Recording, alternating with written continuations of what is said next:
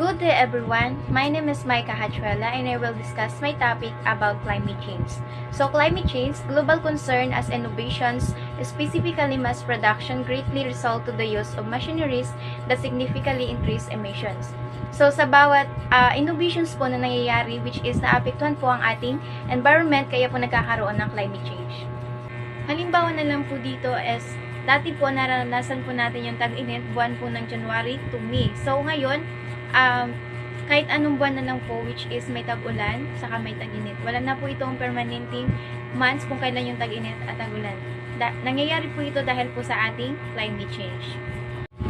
Tinatawag din ito direct or indirect results of human activity altering the composition of the global atmosphere, evolved from the common concept known before as global warming.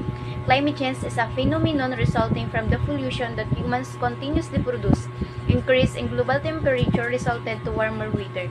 So, habang tumatagal po is dumadami din po yung mga tao which is patuloy po din po yung pag-produce ng mga pollution kagaya na ng mga water pollution, air pollution, soil pollution, noise pollution, and iba't ibang uri ng pollution na nagkukos po sa ating climate change. So now, let's proceed for our causes of climate change. So yung first, human activity. Pollution caused by human activities such as emissions from automobiles and factories produce greenhouse gases such as carbon dioxide, absorb infrared lights from the atmosphere that contributes to warming. So, yung mga uri po ng usok na galing po sa mga sasakyan, sa mga industry which is nagbibigay po ito ng epekto sa ating environment kaya nagkukos po ng climate change, and then hindi lang po ito sa environment nagkakaroon ng cause which is nagkukos din po ito ng sakit sa mga tao kagaya na lang po ng mga respiratory diseases.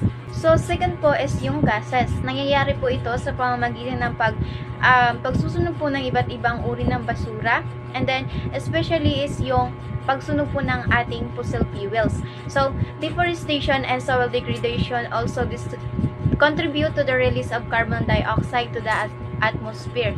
And example po nito is yung pagpuputol po ng mga punong kahoy katulad na lang po ng kaingin at ang tawag dito is yung pag-uuling.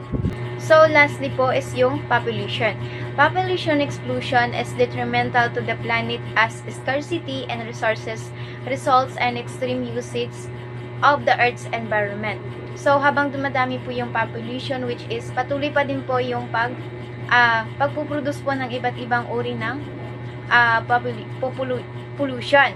So, based po sa picture na inyong nakikita dyan, marami pong tao is nakatira po sa squatter town, which is yung mga tao po dyan is walang palikuran, kaya sa part pa lang po na yun is nagbibigay na po sila ng pollution. So, that's all po. Thank you. Good day everyone, I am Myla Joy Geraldo from BSN Science major. So for today's discussion, we are going to tackle about the effects of the climate change. I know that we are all familiar about the climate change, the causes of the climate change. So now let's proceed about the harmful effects of the climate change. So first of the effects of the climate change, which is the greenhouse gases. So when we say greenhouse gases, it is the gases where natatrap yung mga gases natin into the atmosphere, like for example yung mga methane, carbon dioxide, and also it is the causes that nagwa-warm yung planet natin, right? So I know na alam naman natin kung saan galing yung greenhouse gas. So yung mga gases na to, which is it is came from the vehicle, from the yung mga fabric, industries like that, or other human activities po.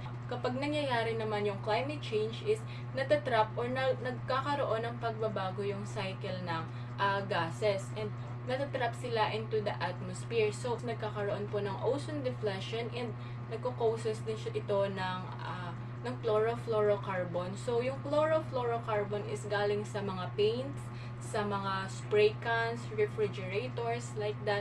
So, yung greenhouse gases is nakaka-apekto rin po ito sa human health natin. And sa sobrang init ng planet natin, 'di ba? Minsan nagkakaroon tayo ng mga headaches, like that, kasi nagkakaroon ng mga stroke, especially po talaga sa health ng humans. And kasama din po dyan yung mga animals, yung mga plants, and other yung buong environment po natin is naapektuhan sa greenhouse gases. Next po, which is the ecological issues. Yung ecological issues is the phenomenon where the oceans lead to acidifications po. So, yung acidification is nakaapekto po ito sa mga sa marine lives, sa coral reefs of course, kasi yung coral reefs natin is mabilis lang po siyang ma-disturb, and also kapag nagkakaroon po ng acid sa oceans natin ay nadidissolve po yung mga coral reefs. So ito ay napaka-harmful when in terms sa mga marine lives natin, sa mga shells, sa mga tirahan ng mga isda, kasi nadidisturb sila sa mga acid, or like nawawalan sila ng tirahan because of the acid na dissolve po sila. So, it is very harmful effects of the climate change. Next is rising water level and flooding. So, one of the harmful effects ng climate change po, which is nagkakaroon kasi diba ng melting of ice. So, that because of the melting of ice, nagkakaroon ng rising sea level, or nagkakaroon ng pagbaha. So, nagkakaroon po, delikado po ito pagdating sa mga tabing dagat, or yung mga nakatira sa malapit sa dagat, kasi naapektuhan sila of course ng flooding and the rising sea level. So, next is extreme weather conditions. So, it's either heat waves or storm po yung maranasan natin. That's because of the effects of the climate change. So, dahil nga sa pabago-bagong weather, nagkakaroon ng sobrang, kapag mainit siya, of course, napaka-extreme din ng pagkainit niya. Yung parang sobrang init talaga. And then kapag ulan din talaga ng pagkalakas-lakas, and then like a storm. So, it's very dangerous po sa atin, sa environment natin, 'di ba? So, naapektuhan yung mga tayo, yung animals, yung plants, and other mga areas. And then, next is desertification. I know that we are all familiar what is desertification, right? Nagkakaroon ng dry out land because sobrang init, like other several areas of globe. So, masyadong nagiging tuyo yung lugar natin, or nagiging masyadong mainit like that. And then, lastly is changes in vegetation. When we say changes in vegetation po, na nagkakaroon po ng pagbabago doon sa cycle ng growth ng plant, that because po na-disturb siya ng climate change. Easily disturbed kasi yung environment natin, and then sa mga soil erosion din, hindi nakakapag tubo ng maayos yung plant natin. So, nagkakaroon ng pagbabago nga pagdating sa mga vegetation. So, nakaka-apekto din sa tao, sa mga animals, sa lahat po ng nasa environment. Especially po yung environment natin is very mabilis siyang ma-disturb. So, I know that we are all aware about sa climate change, about as narinig natin ngayon na yung mga negative effects ng climate change, which is cause the harmful effects din sa tao, sa animals, and then sa other sa buong environment natin. Good day everyone, I'm Juila Managaytay from BS Ed Science 2A. I will discuss about change in government policy. Pagbabago ng government policy o mga panuntunan para ma-meet yung pangangailangan ng mga tao without damaging the environment but preserving the natural resources na pwede pang makita o mapakinabangan ng mga susunod pang henerasyon. Changing the policy that will increase the economic income ng bawat tao pero nape-preserve nito yung dating environment and didn't cause any problem. Katulad ng Ecosystem Approach to Fisheries Management or EAFM. Approach siya na minimaintain ng good governance yung ecological and human well-being, which is halimbawa yung ecotourism na nagkakaroon ng income yung mga tao nagtatrabaho doon or nagiging job opportunities, yung pagkakaroon ng ecotourism or eco-park sa isang lugar. Araw-araw may mga human intervention pero hindi nadadamage yung isang area. Nape-preserve nito yung true environmental laws and nagiging source of income siya ng ibang tao. Next po is use of renewable energy. The burning of fossil fuel is the primary cause of current climate change, alternating the Earth ecosystem and causing human and environmental health problem. When fossil fuel are burned, so nagre-release ito ng malaking amount ng carbon dioxide into the air. So greenhouse gases trap heat in our atmosphere, nagkakosya ng global warming. Solar power works by converting energy from the sun into power. So, how exactly is electricity from solar energy produced? Solar panel are usually made from silicon or another semiconductor material installed in a metal panel framed with a glass casing. When this material is exposed to photons of sunlight, kahit na maliit na packets of energy lang, ay nagre-release ito ng electrons and nagpo-produce to ng electric charge. Largest producer of solar power worldwide. So, noong 2022, China is the largest producer of solar power electricity generation in the world. Sinusundan ito ng US and followed by India. So, as the largest energy producer and consumer, China has a critical role in the global energy transmission. China has turned to renewable to meet its growing energy demand and reduce air pollution. So, noong 2018, the government of China is nag-introduce sila ng mga solar PV deployment quotas and decided to phase out feed-in tariffs, which is expected to reduce capacity installation.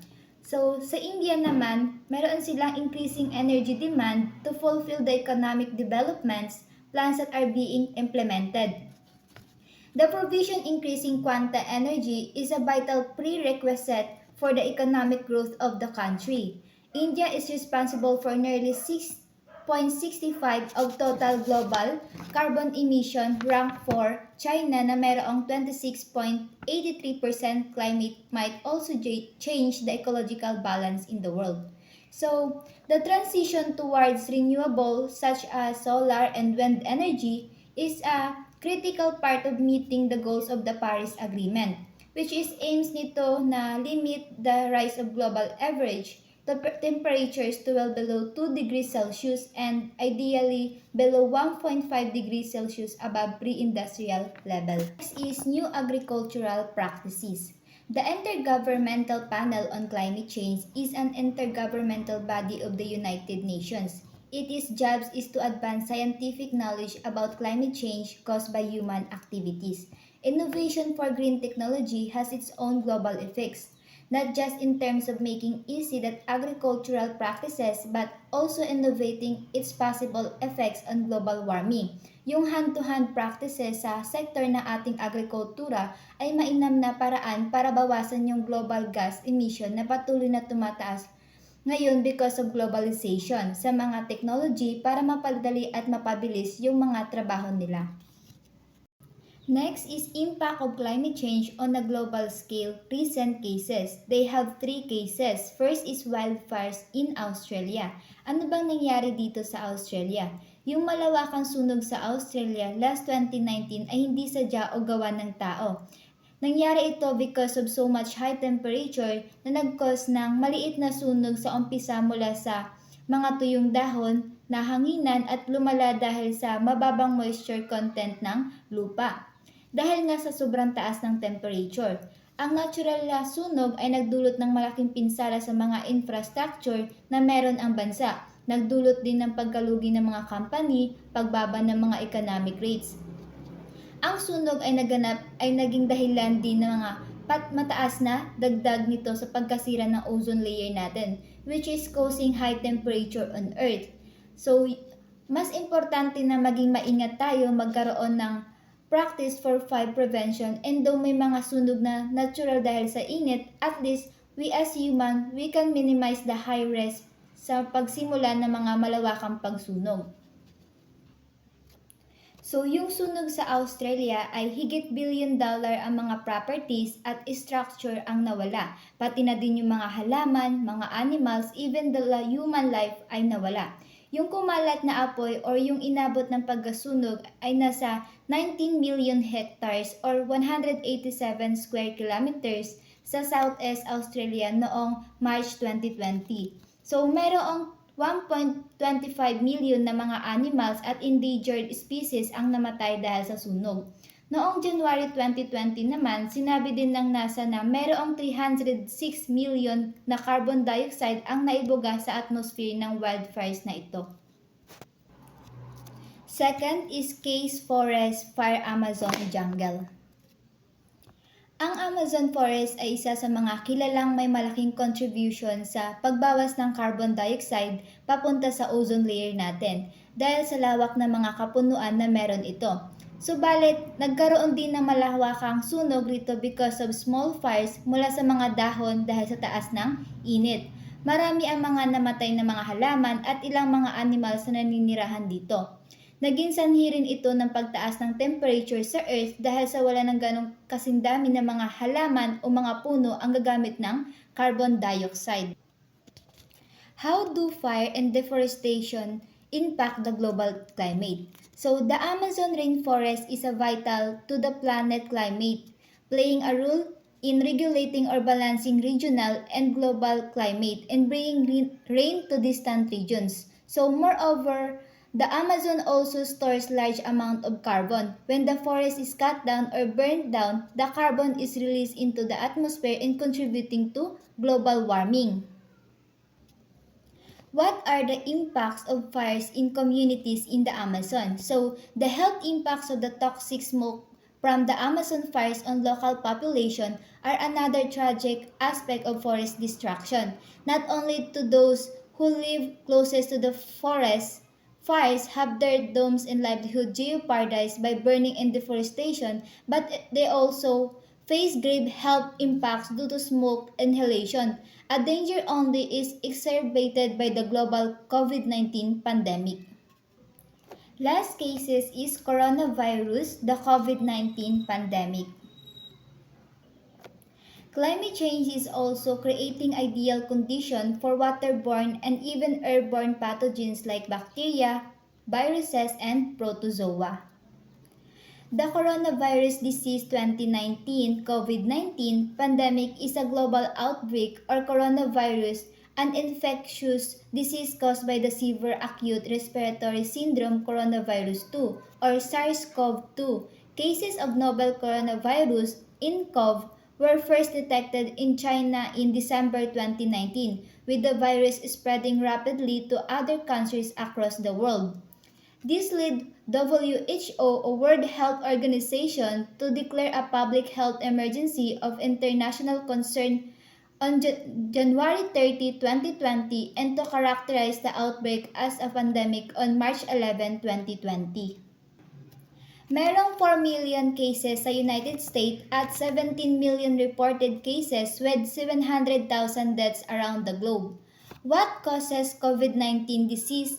So, COVID-19 is the disease by cause of SARS-CoV-2 coronavirus. It usually spread between people in close contact. COVID-19 vaccines provide strong protection against severe illness and death, although a person can still get COVID-19 after vaccination.